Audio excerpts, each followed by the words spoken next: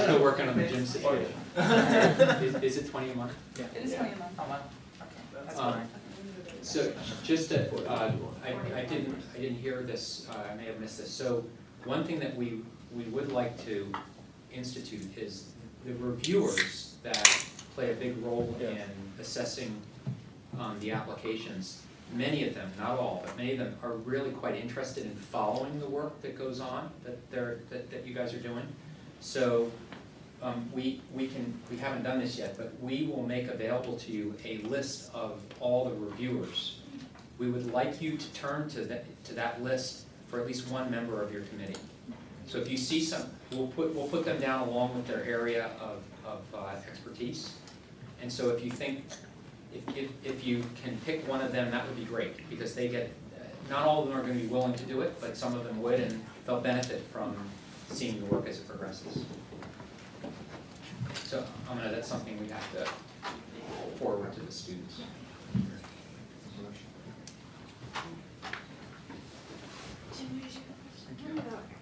Okay, does anybody have any other questions right now? Does everybody feel settled and understand everything Carolyn said about financial aid? Everybody knows when they have to turn that form in by? Yes? July 1st? Okay, make sure you sign those contracts and get them back to me. At this point, if you are not in CTRFP, the majority of you are, but if you're not in CTRFP, you're welcome to leave early. The rest of us, what is your question? In terms of the loan offsets, you said some people might be eligible. What are the eligibility like? That you've taken out loans and are a medical student. And that they're going to accrue more interest because of you taking out the, yeah. We'll And talk I'm about- working on all those calculations to figure out exactly how much that's gonna be for each of you. Yeah. If you have any more questions, we're gonna stick around until the end, but I'd like to move on to the CTRFP orientation. So thanks for your attention, everybody. I can't actually say, I'm sorry, but just call me if you have any questions, okay? Or email me, and we can Skype over the years we're going out of town too, okay? Thank you.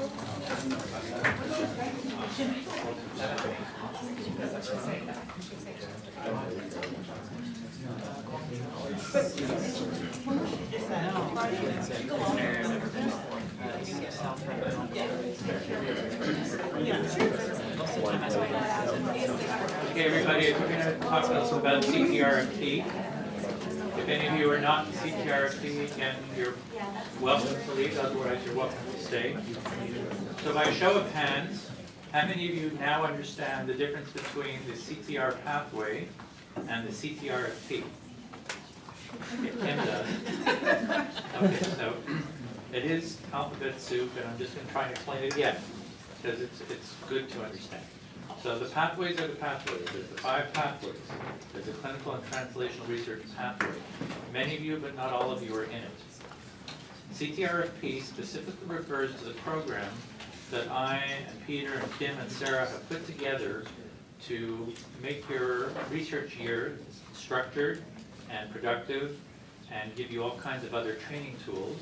And we're the channel through which your money, most of it, has come. I write the grants that get the money from the NIH, and then they give it to us, and then we give it to you. Some of the money comes from the Office of Student Research, some of the money comes from ProfPath also. But when all is said and done, we've created this umbrella program to provide some infrastructure to you all during the course of your year. I'll talk about some of those activities, but we call that the CTR Fellowship Program. The reason it's not completely synonymous with CTR is because we've made such a wonderful program that we invite people who might benefit from it from other pathways to participate too. So ProfPath is not technically CTR, though they may be in the pathway. We've had people from the molecular medicine pathway, global health. So there are going to be people from different streams coming to sit with you for the next year, all participating in the same CTRFP. We're also going to have 3 Doris Duke Charitable Foundation students coming from 2 other schools. One of the students for the DDCF International Fellowship Program is from UCSF, but we have people coming from 2 other schools. You're not going to see a whole lot of them because they're going to be with you over the summer, but then they're heading off internationally to do their thing. And then we also will probably have some students from another program called the MTM program. That's the Masters in Translational Medicine program, which is a joint master's program to UCSF and Berkeley.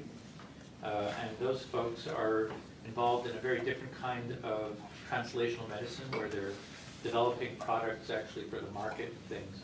And I think it's been a very interesting experience for everybody to sit together. And Joe, the POPs, just briefly. We're getting into the bucks. Oh, great. Okay, so is that clearer? So the CTRFP is what you're going to be doing over the next year. We're going to be providing you with some didactic work that you're going to be doing. We're going to be providing you with works in progress. We'll come back to that. We're going to be providing you with some additional mentorship. We're going to be checking in with you, bugging you, being a shoulder to cry on. Party. What's that? Going up, you know. Yes, that's an important part of the job description. I'll come back to that. We are your main caretakers over the next year, in addition to your mentor. So we're sort of partners with your mentors. Your mentors are going to be very primarily responsible for your research project as it's going along.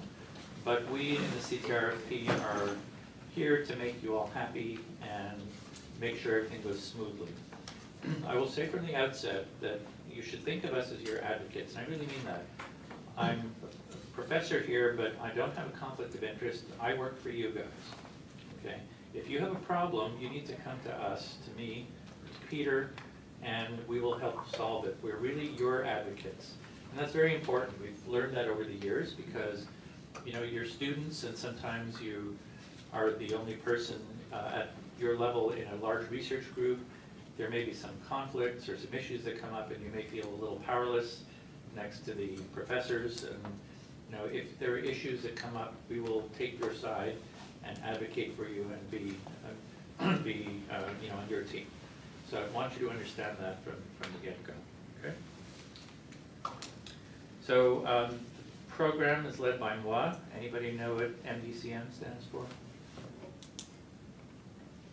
That is Doctor of Medicine, Master of Surgery. I'm not a surgeon, but I got my medical degree from McGill University in Canada. That's what the C is, it's after the FRCP. You know Dr. PCH and you know Kim. Sorry, the C stands for surgery? No, that stands for Canada. I was thinking the same thing. I'm with you. So there's it's a good trivia question because there's only 2 universities in Canada that give an MDCM. One is McGill, the other is Queen's University in Ontario. And you will see MDCM on some of the faculty here at UCSF. So you'll be able to really ingratiate yourself and say, you know, you are so good, you must have trained at a Canadian university. And then CM stands for... It's Latin. It's Chirurgia cum magistratum. So it is stands for surgery. CM. Yes, that C does. The other C does. Okay.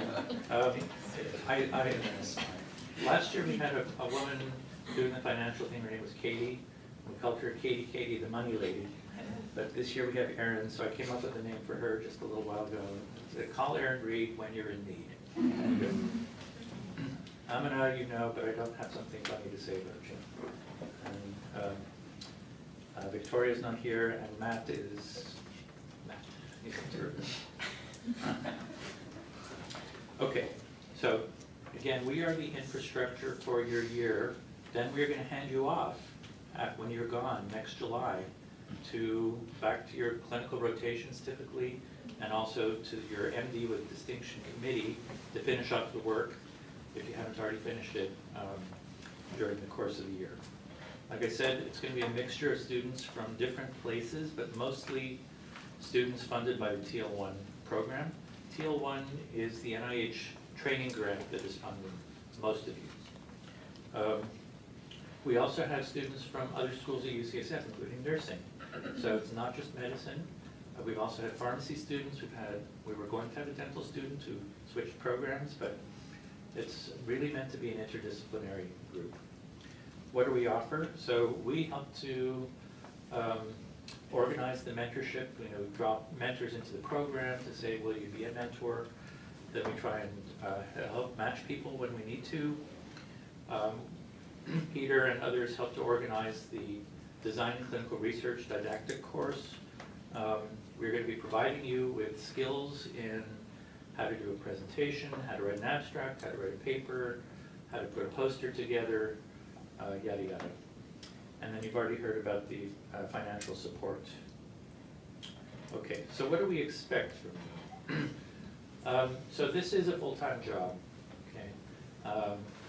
The expectation from the NIH is that you're putting in 100% of your time into this program. What this means is you cannot go and do clinical work, all right? You're allowed to go to the clinic during the course of the year, but it must be in the context of your research project. It's not okay from the NIH's point of view for your mentor to say, hey, why don't you just come and shadow me in the clinic, because you can. It really needs to be in the service of your research. Okay. So your research project, and we'll talk a little bit about how they should be organized, is your main job over this year. A couple of other things. The way I like to think about this year is it's your sabbatical. What we have learned is that most students find that the thing that's most valuable over the year, apart from learning a lot about their research area, is the opportunity to just take a step back, think about what you've learned so far, think about how you think this might affect you in the future, and think about how you want to spend the rest of your life. So you're going to have your classes, and then we have the WIPs, or the works in progress. These are generally every other week. They're about twice a month. This is one of the few requirements we have of everybody. But we expect everybody to come. We provide the, we start them in the morning. We'll give you some breakfast. One of the things that we're big into in this program is food. What we've learned, again, is that they're better off first thing in the day rather than the middle, which is where we used to have them and give you lunch. So now we're giving you breakfast. If you're very, very good and nice, I will bring bagels from Montreal for people. And for the non-aficionados, this is a very big deal. Seriously. Any of you hockey fans? Okay, so the Rangers were playing the Montréal Canadiens. And the big bet, you know how mayors sometimes bet if you win, you get this, and I win, I get that. So the bet between New York and Montreal, when they were playing the Rangers, was that the mayor of the losing city had to say that the other city's bagels were better. And unfortunately, Montreal lost, but that does not really reflect on the quality of the bagels. Seriously, I have them shipped in.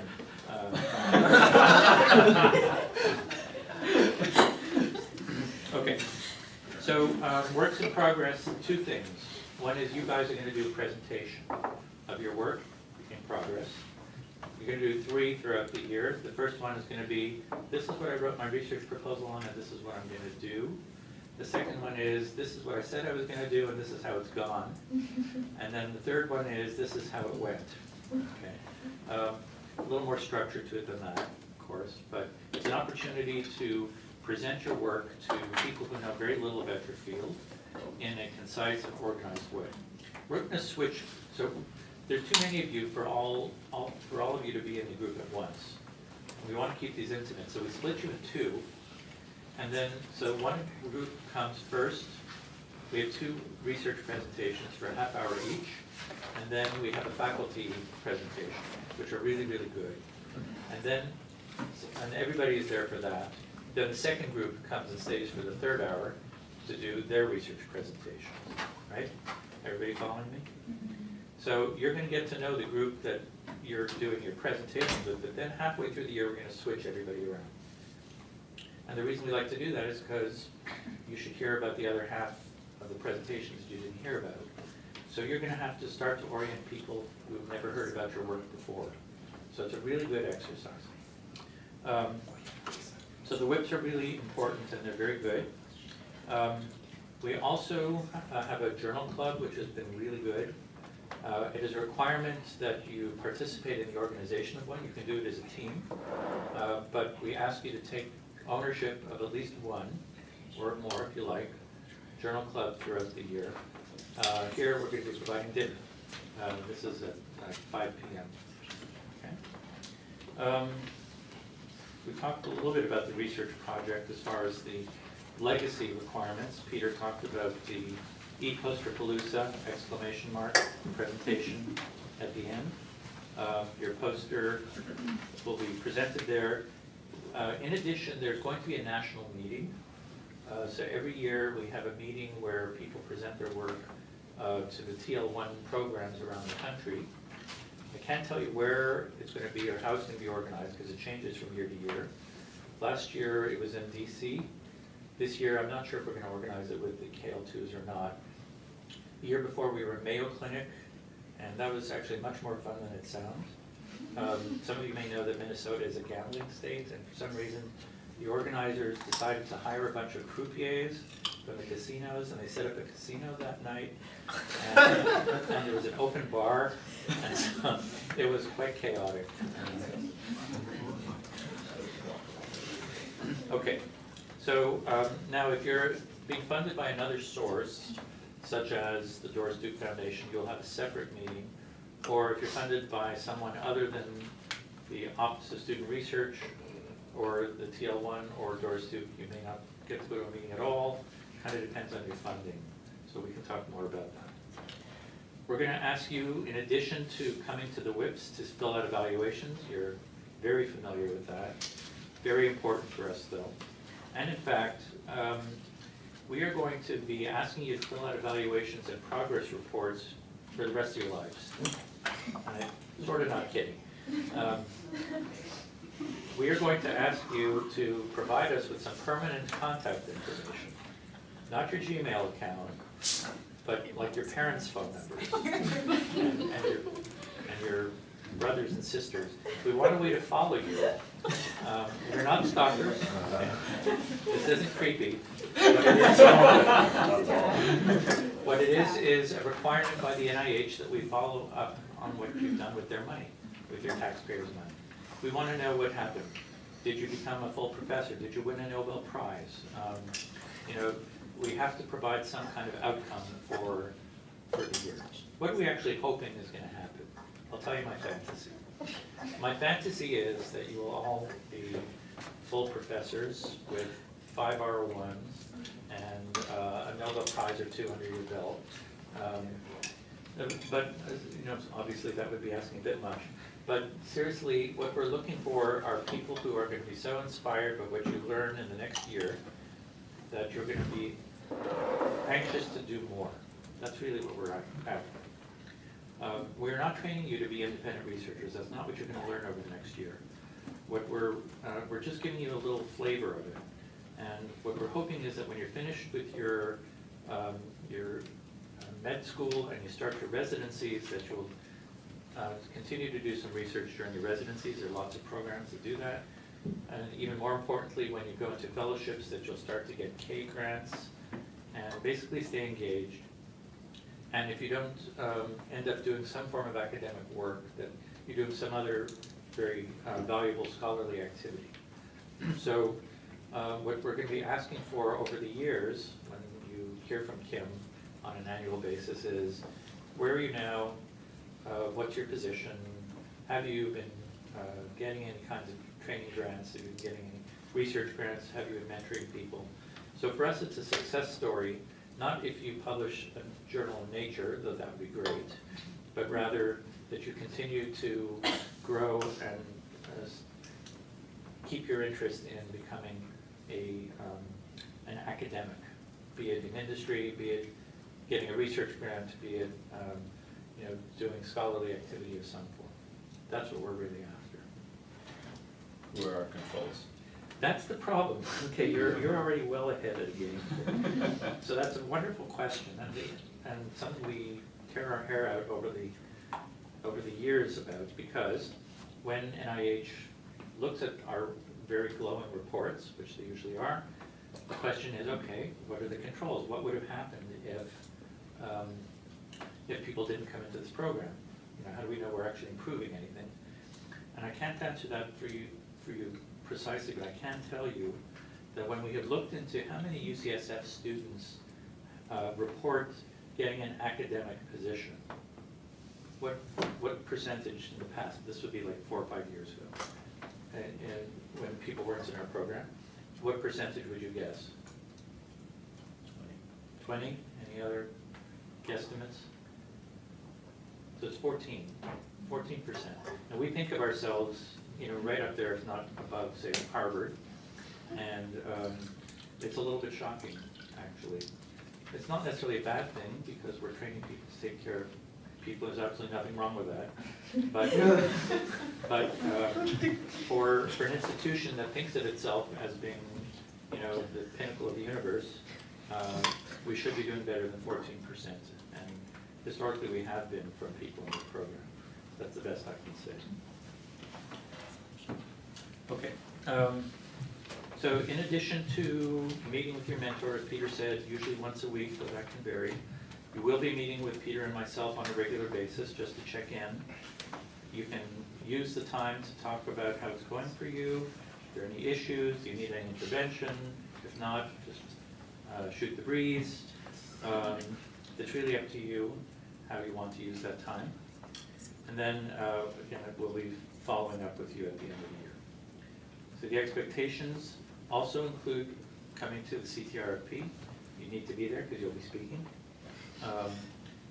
Posterpalooza, exclamation mark. You do not need to join our Facebook or Twitter or YouTube, it's an option. And you are not required to participate in our super fun social activities, but we encourage it. So what are those? Well, historically they've included a trip to my house, actually for a pool party.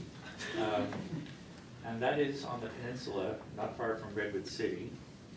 Now we're talking about this, and you guys have the opportunity to influence how this goes, because people really enjoyed it. And you know, it's going to be 60 degrees or 50 degrees here in San Francisco, but you will need to deal with the heat when you get down there. The main issue is it's not all that easy to get to my house, and a lot of people wanted to come but couldn't. So we're thinking about doing something different this summer. Party bus. What's that? Party bus. Well, no, that wasn't. We were thinking of doing something in San Francisco, maybe in Golden Gate Park, barbecue or something. So here's the deal.